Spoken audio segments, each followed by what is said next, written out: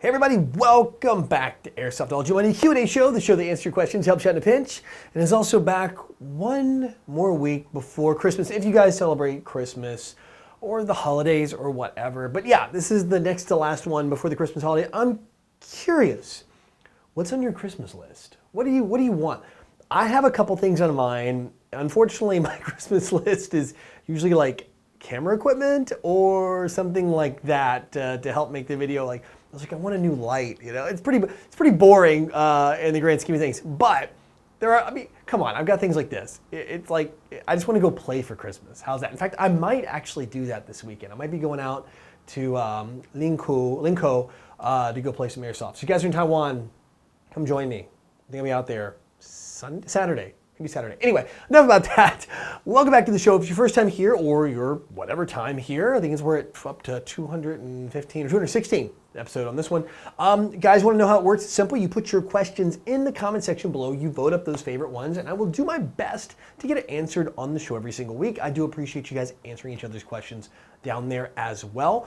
Also, we do a video recommendation of the week here toward the end of the video. So if you guys want to have a video from your own channel or another YouTuber you love, put it in the comment section box below and say, hey, this is my video recommendation of the week. It's my channel or it's this one. Tell me why.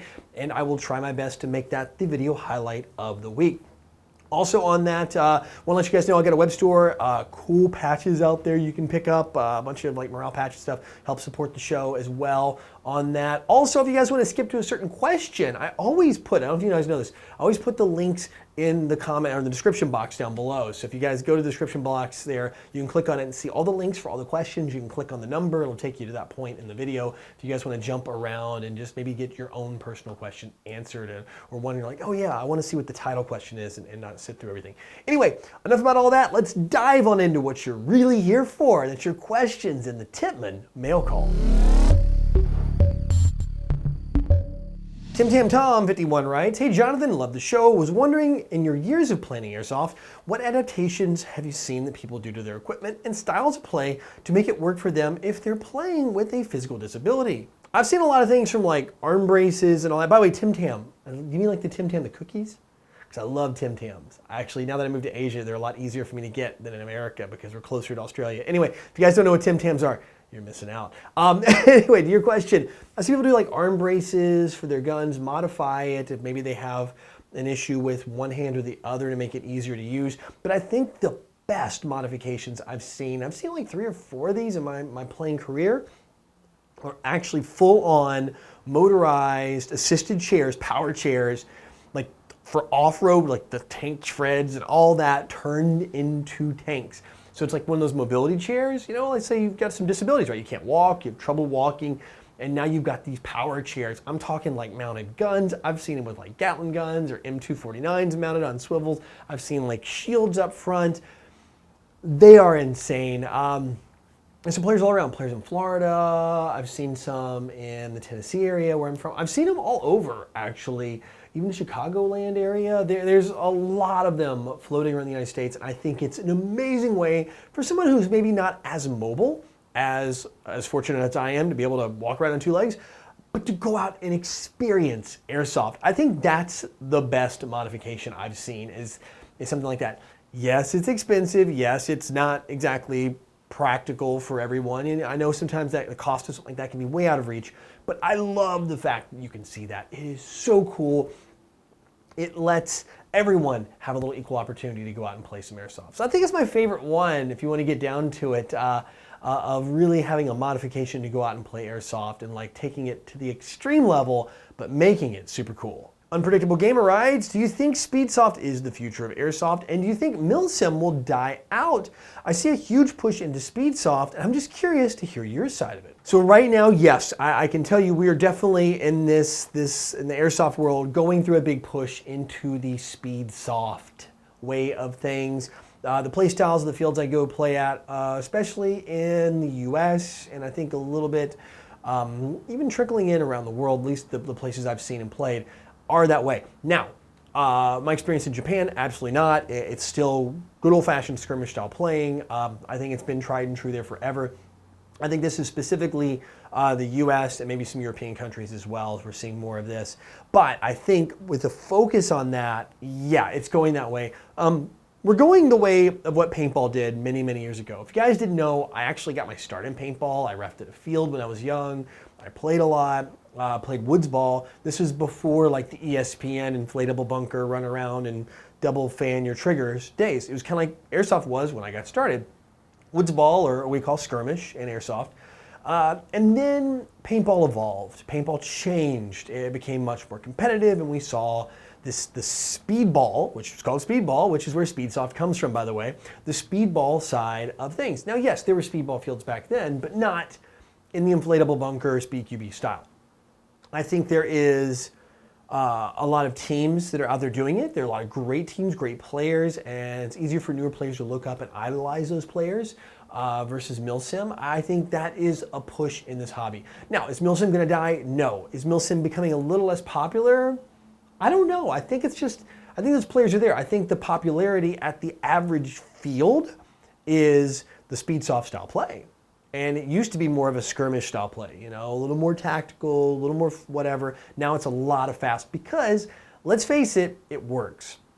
It really does. Now, unfortunately, if you're a brand new player, it can be a little discouraging to being on the receiving end of that, but you adapt. You have to do that. You know, it's not personally my favorite style that I like to play. I do enjoy like outside skirmish a lot. I do enjoy Milsim. I will play Speedsoft. I have played Speedsoft. There are ways I can go and be competitive in that realm as much as I can. I'm not as fast as a lot of the guys out there, but I can hold my own. I can do all right. I'm not the best in that world, but I think we're seeing it go that way.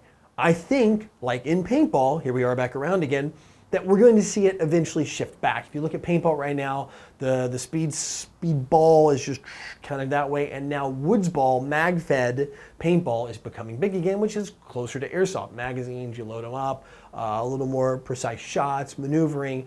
I think it's just a phase. So right now, yeah, it's what it is, but I want to know what you guys think. Is your local field very Speedsoft heavy? Is your local field not allowing Speedsoft style play to come in? I'm curious. Let me know down in the comment box. I'm going to kind of go down there and read the comments and see what it's all going on in your area. Xeth805 writes, Airsoft musket? Possible. I hope I pronounced your name right. It took me a while to look at that one going, is that carry the... Okay, got it. Anyway, actually, yeah, I think it could be. If you look at something like the APS to shotgun, you look at their M870 shotgun.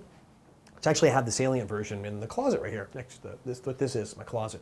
Then, yeah, using that technology, maybe like you load the shell in, whatever, you've got like, or the gas, this one's a gas in the bolt.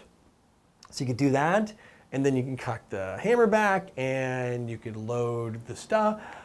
I think it's possible, and have it shoot either kind of like a scatter gun, or in whatever cases you could maybe use like a larger round, like a .43 caliber, maybe a 43 caliber, like a rubber ball or something like that, like they use in the T4E training pistols that Umarex puts out.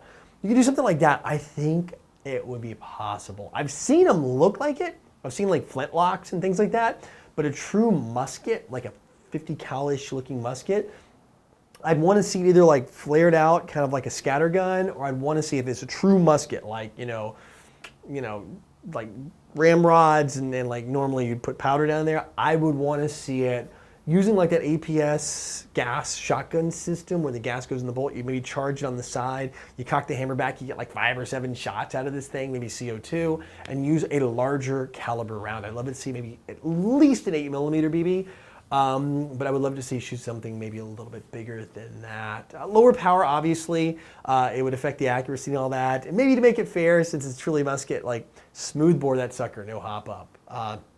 Or heck, let's just go with the hop up and really get those long shots. I don't know. I think it's possible. I really do, and I'd love to see somebody make it just for the sake of making it. Like just a huge, long, just fixed bayonets musket. I would totally play with that. Absolutely play with that. And I would do a video record. I would totally go out and play with it.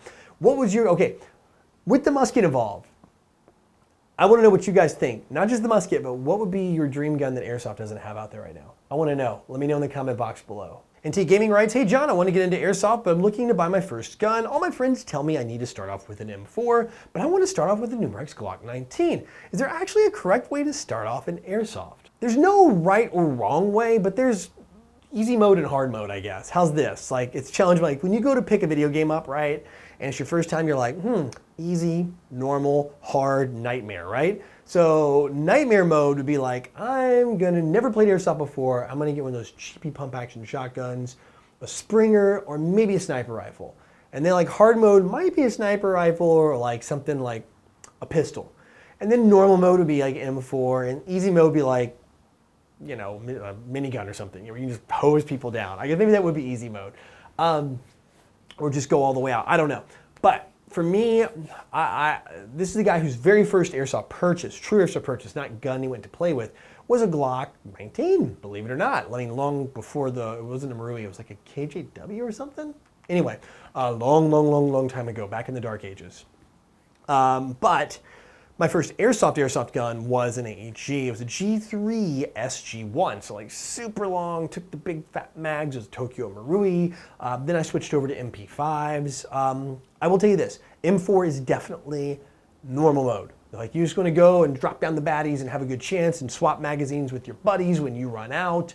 The M4 is definitely your safe bet. But if you're gonna play indoor, if you're gonna play CQB, you're gonna play tight places, you could do okay with the Glock, I think. You do totally fine with the G19, actually. Get that, get a couple extra mags. You could run around and have a good time, honestly. Have a great time with that. But if you're gonna go outside and play like true on skirmish, it's probably not gonna be that great. You're gonna have a bad time, probably. You're just gonna get outgunned. You're gonna get outranged, you're gonna get out ammoed, you're gonna get full autoed.